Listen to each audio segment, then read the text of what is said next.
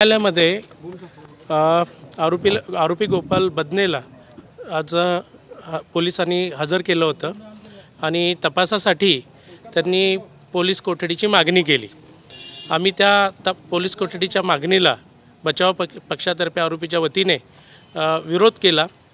या केसमधला जर बघितलं तर नवीन कायद्यातील तरतुदीनुसार BNS नुसार 108 आणि 64(2) नुसार त्याच्यावर आरोप ठेवण्यात आलेले आहेत।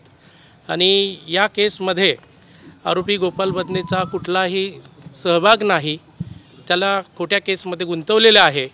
आपण केस जर बघितली, या केसमध्ये जे आरोप आहेत ते ती जी पीडित महिला आहे, पीडित डॉक्टर आहेत त्या, आणि त्यांचं शिक्षण MBBS पर्यंत झालेलं होतं आणि ते फलटणमध्ये आरोपी नंबर 2 प्रशांत बनकर याच्याकडे भाड्याने राहत होत्या।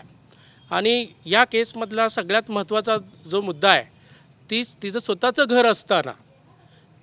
घर असताना फलटणमध्ये ती हॉटेलमध्ये रूम घेऊन भाड्याने राहते।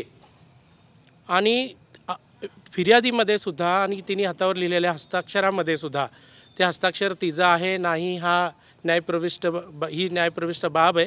हस्ताक्षर तज्ज्ञाकडून रिपोर्ट आल्यावर किंवा तपासामध्ये त्याची सत्यता पडताळली जाईल, परंतु स्वतःचं घर आहे आणि असं असताना ती पीडित डॉक्टर महिला रात्री 1 वाजता हॉटेलमध्ये जाऊन रूम घेऊन राहते। याचा अर्थ तिला त्या ठिकाणी काहीतरी त्रास झाला, तिला राहणं अशक्य झालं आणि तिने केलेल्या आरोपामध्ये गेली 4 महिने सहआरोपी तिला त्रास दिसतोय असा तिचा आरोप आहे। मला त्या आरोपाबद्दल या स्टेजला कारण आरोपीकडून घेतलेल्या माहितीवरूनच मी जे काय ते आपल्यासमोर बोलतो आहे की मी या आत्ताच्या घडीला त्याच्या सत्यतेबद्दल मी काही कमेंट करत नाही। परंतु जर बघितलं, याच्याविरुद्ध जर आरोप केलेला गोपाल बदनेंविरुद्ध पोलीस अधिकारी असल्यामुळं थोडासा मीडियामध्ये हा प्रश्न उचललेला आहे, मीडिया ट्रायल पण चालू आहे, परंतु सत्य तपासामध्ये येईल, तपासामध्ये कळेल। कारण तिने जे आरोप केलेत बलात्काराचे त्याही आरोपांचं आम्ही खंडन केलेलं आहे। कारण जर एखाद्या स्त्रीवरती जर बलात्काराचा आरोप केलेला असेल तर ती स्त्री बलात्कार कुठे झाला, किती वाजता झाला, कुठल्या ठिकाणी झाला, किती तारखेला झाला, या गोष्टींच्या तारखा ती लिहून ठेवेल।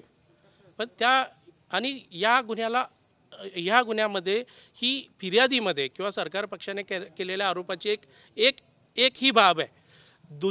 दुसरी जी बाजू आहे या गुन्ह्याची, कारण या केसमध्ये आपण जर बघितलं तर पोलीस अधिकारी तिला अटकपूर्व वैद्यकीय तपासणी करत असताना तिला फिट करून द्या असं काही आरोप केलेले आहेत त्यांनी किंवा नातेवाईकांनी केलेले आहेत। तर त्या आरोपाच्या बाबतीमध्ये ह्या ज्या डॉक्टर होत्या त्यांना नाईट ड्युटी असायची आणि त्या नाईट ड्युटीवरती असताना पोलिसांनी अटक केल्यानंतर आरोपीची अटकपूर्व वैद्यकीय तपासणी करणं, त्यासाठी त्यांना घेऊन जाणं हा पोलिसांच्या कर्तव्याचा भाग आहे।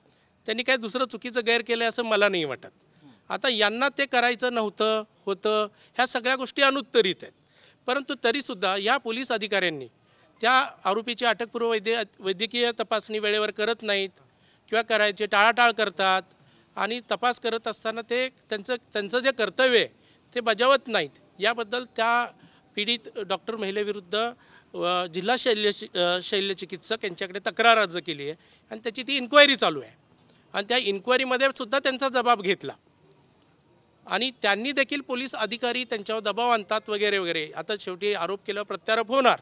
त्यांनी सुद्धा त्या पोलीस अधिकाऱ्यांविरुद्ध तक्रार केली आणि त्या तक्रारी केलेल्या पोलीस अधिकाऱ्यांमध्ये या आरोपी गोपाल बदनेंचं सुद्धा नाव आहे। मग इतके वर्ष किंवा इतके काही 4-5 महिने हा विषय चालू आहे।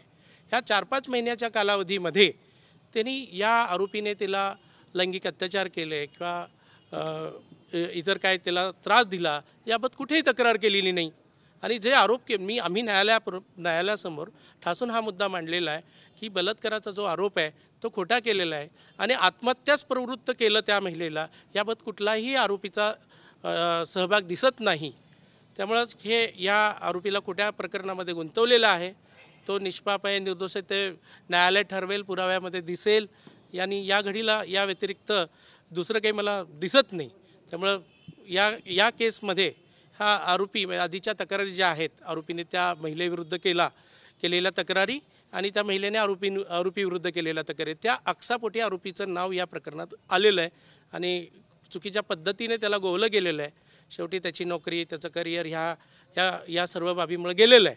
त्यामुळे आतून तपास चालू आहे. न्यायप्रविष्ट बाब आहे. तुम्ही अत्यंत उत्तम आर्ग्युमेंट केलं कोर्टामध्ये, पण तुम्ही मीडिया ट्रायल असं म्हटलं त्याचा आम्ही रिपोर्टर म्हणून पहिले कंडेम करतो. ते रेकॉर्डवर सुद्धा न्यायालयासमोर असं म्हटलं नाही ज्या फॅक्ट रिपोर्ट रेकॉर्डवरती त्या माध्यमांनी मांडणं नाही ट्रायल म्हणता येत मी त्या पॉईंटवर 2 मिनिट तुम्ही एक बोला. मी त्या पॉईंटवर मी तुम्हाला उत्तर देईन. आता सोशल मीडिया आहे. तुम्ही जे काय त्या सोशल मीडियावर जे काय मला दिसते काय टॅम्पर्ड असेल काय एडिटेड असेल काय गोष्टी असतील मला माहीत नाही, पण त्यामध्ये काही चुकीच्या पद्धतीने काही गोष्टी पण येत आहेत. मी तुमच्यावर वैयक्तिक कुठल्याही पत्रकार बंधूवर आरोप करत नाही. मी नाही 2 मिनिट या तुम्ही सगळे जर व्हिडिओज बघा आणि जे मला तुम्हाला दिसलं तर त्या मताशी सहमत राहा. नसेल शेवटी हे बघा भारतीय लोकशाहीमध्ये मीडिया हा 4था पिलर आहे आणि आपण जे राज्यघटनेने तुम्हाला सर्व अधिकार दिलेले आहेत. मी मीडियालाही रिस्पेक्ट करतो, असं नाही की मीडियावर मी चुकीचा आरोप करतोय. पेपरमध्ये येते त्या गोष्टीला आम्ही मीडिया ट्रायल बोलतो किंवा या सोशल मीडियावर ज्या गोष्टी येतात न्यायप्रविष्ट बाबीबद्दल त्याला आम्ही मीडिया ट्रायल म्हणतो. बाकी कोणी वैयक्तिक ह्याचा घेऊ नये असं म्हणजे तुम्हाला क्वेश्चन केली आहे आर्ग्युमेंटमध्ये. सगळ्यात महत्त्वाची बाब जी ज्याला डाईंग डिक्लेरेशन म्हटलं जातं, तुम्ही अगदी लॅटिन फ्रेज इंग्रजीमध्ये ट्रान्सलेट करून कोर्टासमोर ऐकवली सुद्धा सरकारी वकिलांची सांगितलेली. तुम्ही कशाच्या आधारावरती सुसाईड नोट क्वेश्चन करता आहात किंवा मग ते म्हणजे त्याला काही आधार आहे का? आरोपीने त्या संदर्भात तुम्हाला काही सांगितलं का? नाही, आरोपीने मला त्याच्याबद्दल काही सांगितलेलं नाही. जे FIR मध्ये होतं रिमांड रिपोर्टमध्ये आलं त्याच्या आधारे मी बोललो आणि हा आमचा लिगल डिफेन्स आहे. आणि सध्या ती बाब न्यायप्रविष्ट आहे. मी आधीही बोललो कारण ते खरं खोटं काय ते तपासातच कळणार आहे. मी तपास करत नाही आहे. मी आरोपीची बाजू मांडतोय. त्यामुळं आपण ह्या तपास होईपर्यंत वाट बघूया. जे काय असेल ते दूध का दूध पाणी का पाणी दिसेल सगळ्यांना. न्यायालयाने माननीय न्यायालयाने 4 तारखेपर्यंत आरोपीला तपासासाठी पोलीस कोठडी दिलेली. 30 तारखेपर्यंत. आय एम सॉरी 30 तुम्ही ते इंटरप्रिट करा, पण 30 तारखेपर्यंत न्यायालयाने आरोपीला तपासासाठी पोलीस कोठडी दिलेली. आरोपीचं म्हणणं आहे की मी निष्पाप आहे, निर्दोष आहे. जे काय मी आपलं न्यायालयासमोर मांडतोय किंवा ज्या काय गोष्टी तुम्हाला सांगतोय ते चर्चा करूनच सांगतोय.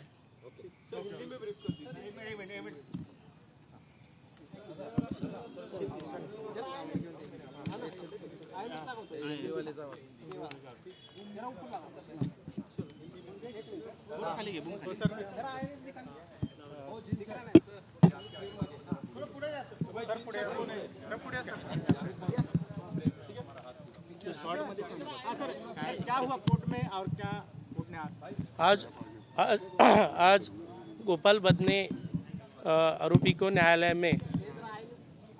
में पेश किया था पुलिस एजेंसी ने और आगे तफ्तीश के लिए उन्हें पुलिस कस्टडी की डिमांड की थी.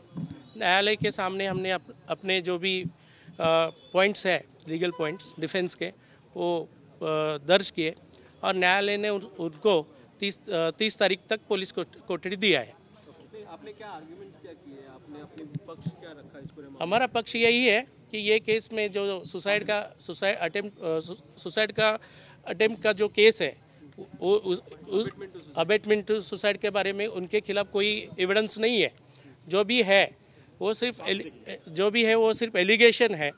और जो लेडी जिसने पेशे से डॉक्टर थी जिसने सुसाइड किया वो एजुकेटेड थी, MBBS थी और वो वेल एजुकेटेड है और उन्होंने अपना घर छोड़ के यहाँ फलटन में वो आरोपी नंबर 2 जो है प्रशांत बनकर उनके यहाँ वो भाड़े से रहती थी और वो घर छोड़ के उन्होंने होटल में रात के 1 बजे रूम बुक किया और वहाँ रही और वहाँ पे उन्होंने सुसाइड किया. अभी 1 बजे रूम बुक किया क्या नहीं वो मुझे भी पता नहीं, इंस्ट्रक्शन से मैं बोल रहा हूँ कि FIR के तहत मैं बोल रहा हूँ.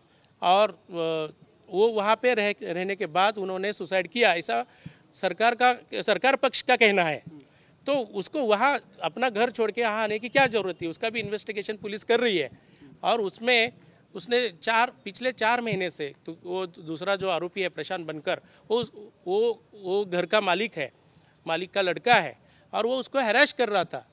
अभी ये भी इंस्ट्रक्शंस आ रही है मुझे कि उसे जो पीड़िता है उसको वो प्रशांत बनकर के साथ शादी करना था और वो शादी के लिए मना कर रहा था। उसका कोई डिस्प्यूट भी चल रहा है, ये भी एंगल है केस में है। और उसका संज्ञान लेते हुए उस इंक्वायरी के बाद इतना जब अभी जो भी मुझे भी संज्ञान आ रहा है उसमें ऐसा लग रहा है कि इसके फ्रस्ट्रेशन में उसने सुसाइड किया है। ये एक बात हुआ। दूसरा, मेरे क्लाइंट जो है गोपाल बदने, वो पुलिस ऑफिसर है और वो अपना जो ऑफिशियल पुलिसिंग का जो काम करते हैं, अरेस्ट के बाद जो उन्होंने जो अक्यूज अरेस्ट किए थे उनको, ये जो पीड़ित महिलाएं वहाँ जिस सरकारी अस्पताल में काम करती हैं वहाँ उसको लेके गए थे अरेस्टेड अक्यूज को, और उनका एग्जामिनेशन के बारे में कुछ उनका डिस्प्यूट हुआ है। और सिर्फ मेरे क्लाइंट का ही नहीं, इधर 2 भी अफसर हैं, वो लोग को उनका जो काम का व्यवहार है अच्छा नहीं लगा। इसके बारे में उन्होंने कंप्लेंट किया है और उसका भी इंक्वायरी चालू है। वो इंक्वायरी करने के बाद ये पीड़िता जो है डॉक्टर, उन्होंने फिर से कंप्लेंट किया इनके खिलाफ। तो इस दौरान जो 3-4 महीने चल रहे थे कंप्लेंट, आरोप, काउंटर आरोप, वो इन दरमियान उसने कहीं भी कंप्लेंट नहीं किया, अपना आवाज़ नहीं बढ़ाया कि वो उसके ऊपर लैंगिक अत्याचार हुए हैं। ये सब झूठे आरोप है। उसके बारे में अभी तफ्तीश चालू है और कोर्ट के पुलिस इन्वेस्टिगेशन कर रही है। मैटर अभी सब जुडिस है, तो इसके बारे में ज़्यादातर कहना 30 अक्टूबर तक। उन्होंने नोट लिखा है, सुसाइड नोट हाँ, उस पे भी आपने सवाल खड़े हाँ, मैंने सवाल खड़े किए हैं। वो जेन्युइन है नहीं है ये तो हैंड राइटिंग एक्सपर्ट का रिपोर्ट आने के बाद ही पता चलेगा। और प्लांटेड है, कुछ है। अभी वो होटल, जिस होटल में उन्होंने आत्महत्या की, वो होटल में आरोपी तो गए नहीं थे। ये आरोपी होटल में कभी गया नहीं है और उसका वो लेडी से कोई ताल्लुकात भी नहीं है उस बारे में। तो हाँ, ये जो आरोप है वो बेबुनियाद है। उसके बारे में अभी न्यायालयीन लड़ाई तो हमारी चल रही है, आगे देखते हैं क्या हो रहा है। बलात्कार का भी आरोप लगाया हुआ वो मैं बोला ना आपको कि पिछले जून में उन्होंने कंप्लेंट किया था ये लेडी डॉक्टर के खिलाफ, 3-4 पुलिस अफसर ने जिला शल्य चिकित्सक के यहाँ, कि ये जो उनका काम है, जो कार्यालयीन काम है, वो ठीक से नहीं करती। तो उनके खिलाफ काउंटर कंप्लेंट ये लेडी ने भी किया था। ऐसा नहीं है कि ये जो लेडी है, जो पीड़िता है, वो एजुकेटेड नहीं है। वो एजुकेटेड थी, उन्होंने कंप्लेंट किया था, कंप्लेंट का डेयरिंग उनमें था। 3 पुलिस अफसर के खिलाफ कंप्लेंट किया है। यदि उनके खिलाफ कोई लैंगिक अत्याचार हुआ था तो उस टाइम कंप्लेंट नहीं किया उन्होंने। और जो आरोप किए हैं, सिर्फ एक लाइन का आरोप है, 4 बार बलात्कार किया। वो झूठ है, गलत है, ये तो इन्वेस्टिगेशन में पता चलेगा, लेकिन उसके कोई डिटेल्स नहीं है। तो मुझे तो मेरे ख्याल से, यानी जो दिखा है, जो इंस्ट्रक्शंस है, ऐसा कुछ हुआ ही नहीं।